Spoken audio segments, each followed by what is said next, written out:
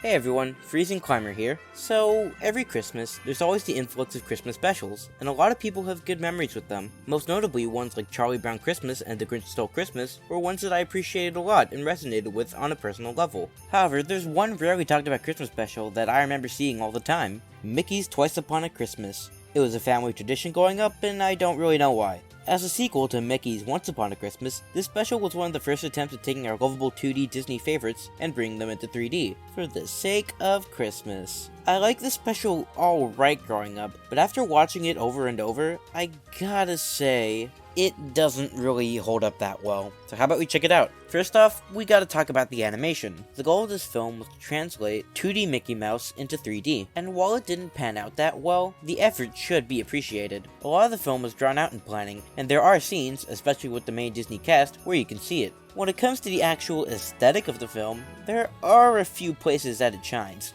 The colors are usually appealing and Christmassy, and when it comes to the actual Disney characters, it's usually very expressive and interesting. Unfortunately, said models aren't perfect, and sometimes the mouth movements are a little bit off. And it's not the best in emotion either. I'd still say it's better than all the background characters, which usually have one expression. And even when they have more, it's not as cartoony or expressive as the regular Disney characters, making it a weird uncanny valley. The last comment I have to say on the aesthetic is about the lighting. Sometimes the lighting really works, but other times it makes the scenery and characters look drab in all honesty.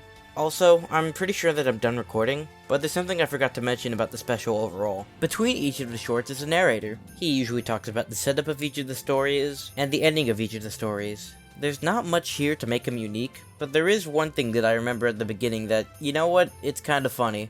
Put those old Christmas classics back up on the shelves. We've got new tales of giving, and loving, and elves.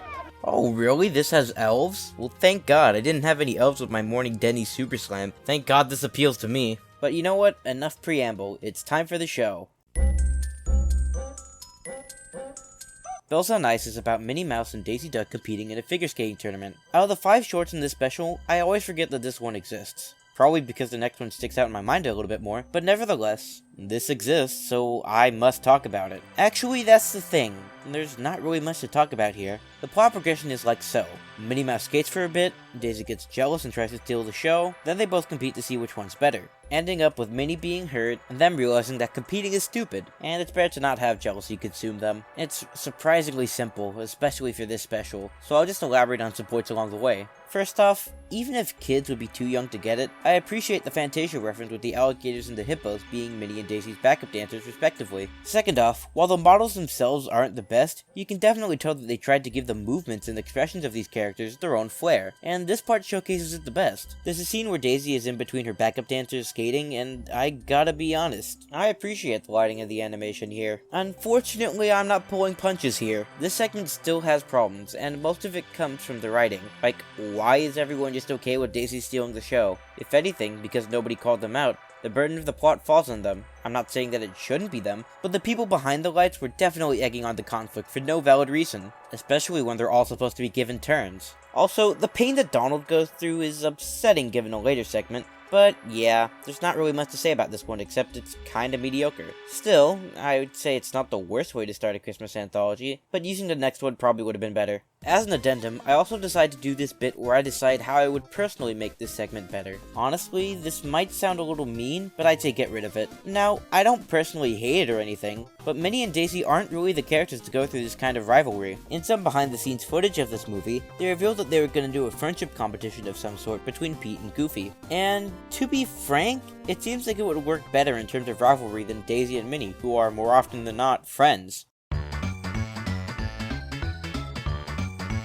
Cartoons are usually whimsical and fantastical in a lot of areas. Obviously, they have some element of realism to them, but sometimes the magic of a cartoon comes down to the suspension of disbelief. You see, the fact that you design a work of fiction to be just that, a work of fiction, there are obviously some things that shouldn't work logically. Suspension of disbelief exists for you to say, it's a work of fiction. It can have fictional things happen in it. That doesn't mean that you can excuse everything that seems fictional, nor does it mean that you should let it do anything because it's fiction, because it's meant to be a functioning story. I guess if I could put it in terms of Christmas specials, The Grinch Living at the Top of a Mountain is suspension of disbelief, because it may not be the most logical or most explained thing, but not only does this make narrative sense for the context of the story, but it can also be reasonably excused for the sake of fiction. You can also say the same things for Christmas Who from SpongeBob, or Ed and Neddy's Jingle Jingle Jangle, where Santa comes in at the end. So, why am I bringing this up? Am I gonna talk about it at all? Let's wait a little bit. It starts off with the boys causing general mischief that possibly injures Donald Duck through their own recklessness, because why not?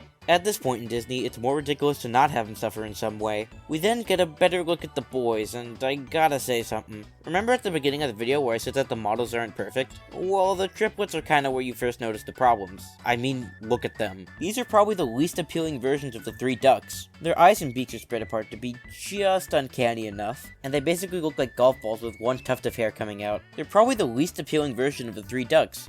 In any case, Scrooge made cookies and won't give it to the boys yet, and then it cuts to them eating dinner, where the boys and Donald burp. Wow, I actually wrote that in the script. A big presentation is made for the cookies and they found out that they're gone. And that's bad. You know that it's bad since not only Donald is suffering, but so are Scrooge and Daisy. But Scrooge comes up and gives them a talk about being good for the sake of Santa, which is kinda sympathetic coming from, you know, Scrooge. There are some problems with this, but I'll bring it up later. But through this conversation, they realize that it's too late to be good, and so they decide to try to write themselves on the nice list by shipping themselves to the North Pole. Yep, they ship themselves to the gosh dang North Pole. I want to add a joke here about how incredibly stupidly absurd this is, but I honestly just gave up. I gotta say though, the boys get shipped from their house to the North Pole and then back to their house in the span of a night. Well, I guess we found some employees that have worked harder than Amazon employees, and that's really saying something. The rest of this part is a kinda neat espionage mission with the three duck triplets going around Santa's workshop and trying to get the key to get into Santa's list. If I could say anything about this, it's that out of all the parts of the special, it's probably the most visually entertaining. And I could say that it's entertaining on a premise level.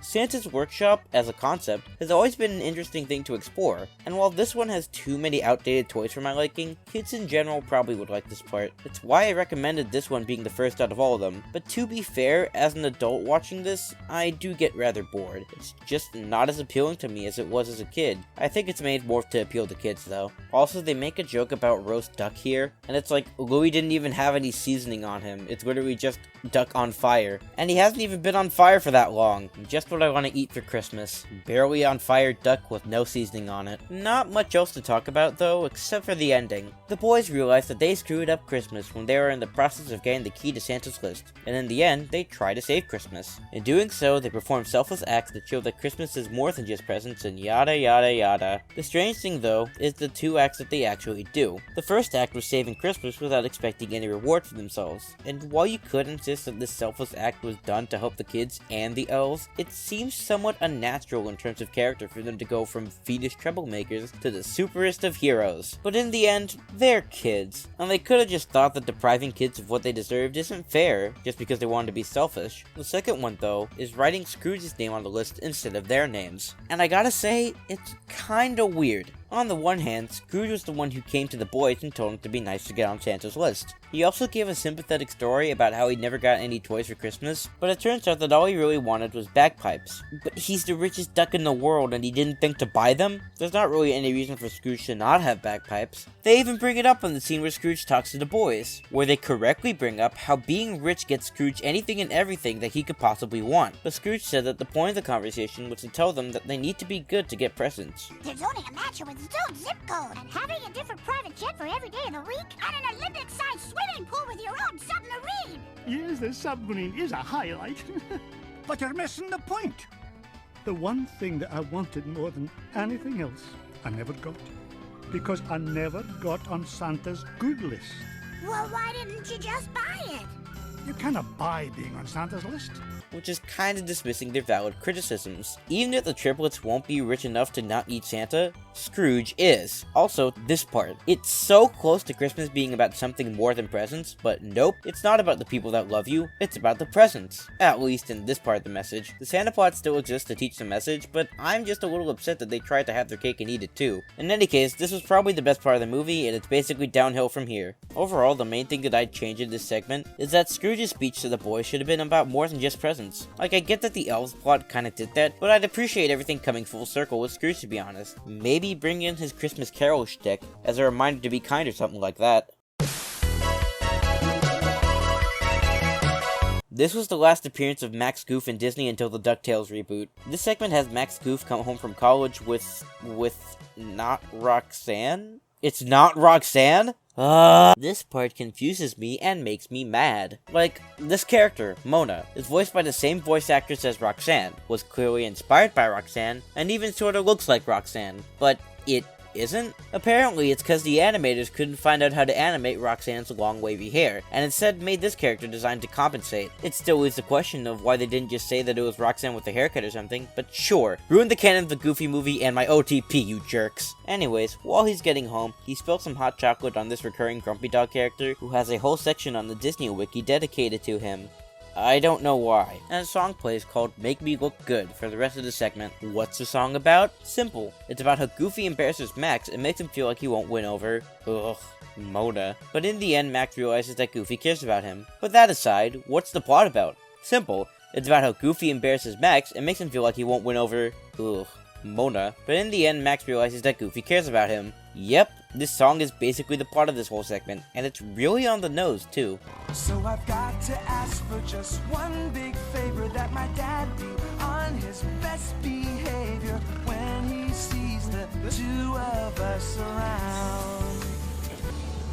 You have a tendency to frustrate me. Seems that you humiliate me every single time you get the chance. I guess I should apologize to you after all. You filled my life with laughter. No doubt about it, you've been so good to me. But besides that, and some slightly uncanny and slightly funny animation, there's not much to this segment other than having an ending that's a little corny, because they make popcorn in the end, where Max realizes that his dad cares about him, and he goes back to revisit his dad, and their popcorn explodes to the point where they end up on the roof and start making popcorn angels. Other than the fact that they could animate this, but not Roxanne's hair, that's pretty much it. But yeah, maybe I was wrong. This doesn't really seem so bad, and most of the segments have been tolerable. How bad could this possibly be? But maybe I'm getting a bit ahead of myself. The segment is fine and all. I think out of all of them, there's probably the least amount of problems with this, especially since a lot of it is told without them even saying a word. If I could change anything about this, I'd say maybe change up the song so it's not so on the nose.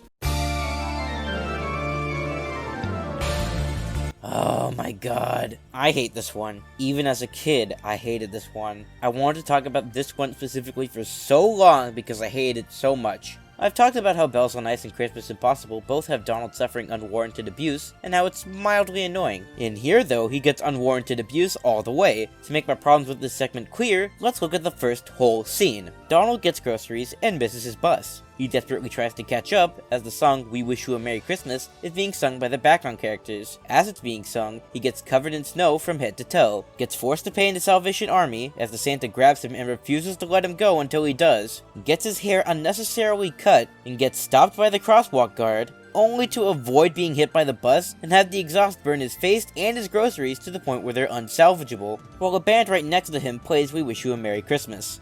This becomes a running gag, and I'm using air quotes here because it's not really funny. Donald suffers way too much abuse for this to be funny. Donald doesn't do anything wrong to justify any of this happening, and the continuous singing of We Wish You a Merry Christmas at his expense is just cruel. All that he wants to do is sit down and drink his cocoa, but he keeps getting bombarded with unjust punishment from the world, and having it followed up with people wishing him a Merry Christmas in the least sympathetic way possible. In fact, it seems like the plot of this episode is that Donald is associating this song with torment, and him just having to suck it up, but I got a little sidetracked. After he walks home from the store, he sits down to drink his cocoa when the three boys cause chaos for him, and Daisy forces him to go to the store to see a Christmas show to spend time with the family and the people that love you. While there, he spills hot chocolate on recurring Grumpy Duck character and tries to get some of his own. Then he hears "We Wish You a Merry Christmas" from the sounds of the mall speeding up faster and faster, making Donald panic and hide in a room.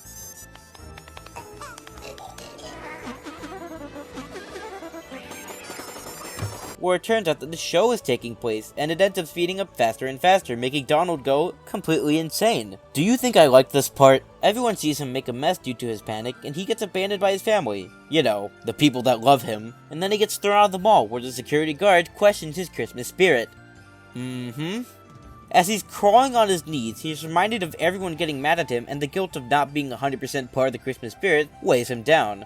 Or at least, I think that's what they want you to interpret it as. But as I'm watching this, I'm reminded of the pain that he went through in the beginning, and the panic attacks that he suffered in the middle. The final scene involves Donald hearing a not so well done version of the song that has tormented him, and correcting them. He's probably using this as either a grand gesture to attract the people who love him, or he's gone fully insane, and embraces Christmas for ruining his life, like Squidward at the end of the Conch episode. Wait a second. Why do these triplets look more appealing than the other triplets? And why do you decide to change them now? There's actually really only one thing that I'd change about this part. Practice what it preaches. What I mean by this is to have Donald and the three boys, for instance, go get hot chocolate, or even Donald and Daisy before the Christmas show starts so that anyone can see what he has to deal with, or at least see that he's not in a good place mentally. Even after he messes up the Christmas show, have Daisy and the boys confront Donald or ask why he did it instead of abandoning him immediately. You know, spending time with the family and the people that love you. And let me be clear, there is a moral that they're trying to teach here, at least a little bit, and that is that sometimes you gotta put in the extra effort to care about Christmas, because, even if you don't like it, others do. But the fact that nobody else is sympathetic towards Donald kinda shoots us in the foot, and makes it annoying to sit through. Like, talk about Christmas how you want to, but be there for Donald. Not because Christmas is a merry time and you're supposed to be happy, but because Christmas is about actually spending time helping loved ones feel loved. Alright, one more to go. Mickey's Doggone Christmas, or as I like to call it, what a Christmas miracle! This part starts with Mickey setting up an extravagant Christmas party filled with tons of ornaments and lights, and a bigger monument to commercialism in America than America itself. Pluto tries to put the star on the Christmas tree, as is apparent tradition. Unfortunately, in doing this simple act, literally everything gets ruined by coincidence. That makes Mickey understandably mad, and he takes out his frustrations on Pluto as he runs to get more supplies. After being berated by his owner and thinking about it a lot more, Pluto's guilt about the situation makes him feel like he's not loved anymore. Wait, isn't this the climax to Donald's gift? I mean, granted, the destruction of Mickey's house isn't all done by Pluto, and it was more of a comedy of errors on his part, rather than a personal assault on Christmas. But the character acting by what they want to do, disappointment for what they did, and guilt leading to grand actions to solve it. Kinda concerning, but let's see what happens. So, Pluto's grand action is getting rid of his collar, becoming a stray, and jumping on a train to live a life on the run. Coincidentally, the train takes him to the North Pole. Wait, what? I could believe that the triplets got shipped to the North Pole and back. Maybe Santa's shipping is so good that he can actually do that. But a train to the North Pole! Even assuming that they live around the same area in America, there's not really any reliable way for train tracks to actually go across the ocean, unless it was the dang Polar Express. In any case, he meets up with the famous reindeer, and, thinking that he's a stray, they decide to take care of him, naming him Murray. Like Merry Christmas. After that, Mickey tries to do some last-minute shopping, and the world is dumping on him harder, with most of his stuff getting run over, as well as his trial and error in cleaning up the mess, along with a small reference to Sorcerer's Apprentice. He ends up succeeding though, and there's no Christmas song association to his torment, so that's good at least. He eventually finds out that even if he set up a lot of it, the star on the tree isn't there. Thinking about Pluto and how harsh he was, he tries to ask for forgiveness, for which it ends up being too late. Wait, showing sympathy towards the one that ruined Christmas, and wanting to know if he's okay? Is this segment trying to fix the problems of Donald's gift? On the one hand, way to go, but on the other hand, Donald's gift still exists. Pluto ends up learning to fly with the reindeer for a bit, while coincidentally seeing imagery of Mickey, making him upset. Meanwhile, Mickey tries to give out some missing dog posters to people in town, only for a snowplow to coincidentally dump on him, leading to him being discouraged. Not to mention, recurring Grumpy Dog character returns for his finale to crumple up and toss Mickey's poster. Okay, I know I gave you points before, just because Mickey gets constantly randomly abused instead, doesn't mean that I like it any more than when it happened to Donald. In any case, the snowplow coincidentally comes back to torment Mickey some more, and his poster flies away to a place where many people find a last resort where nothing else works. Santa. So this in-universe adult goes to see Santa Claus, and out of desperation asks if he can help in any way, and he says he'll see what he can do while taking a picture. I guess as an aside, the emotional connection between Pluto and Mickey is surprisingly compelling. Throughout this whole segment, your heartstrings really do get pulled, and you definitely feel a connection to them. Wait a sec, that's the Santa from the Christmas Impossible segment. I mean, they're probably just being lazy. Who knows? Maybe that one's just a lookalike. In any case, Pluto is upset after missing Mickey some more, but the only time that everyone actually notices it is when, Santa? And he has the photo of Mickey too. It's literally a Christmas miracle. What the heck? Okay, so I hope that you've been keeping track of all the times that I said coincidentally in this part, because yeah, this segment is a little contrived. Not to mention, there's the North Pole train, and the Santa in some random place being the actual Santa. Like, wow, out of every possible mall Santa, it's so coincidental that this one is the actual Santa. Like, in the words of recurring grumpy dog character, what are the odds? Anyway, Santa brings Pluto back to Mickey, and speaking of those odds, all the Disney characters from the other stories come in to say that they were plowing the roads for Pluto the entire time, apparently, and they walk inside Mickey's house. Minnie comments about how nice it looks, convincing me that this decoration plot point might have also tried to do a half-trying commercialism bad message, and then Pluto puts a star up, and they all sing as the special ends. Well, everyone except Mona.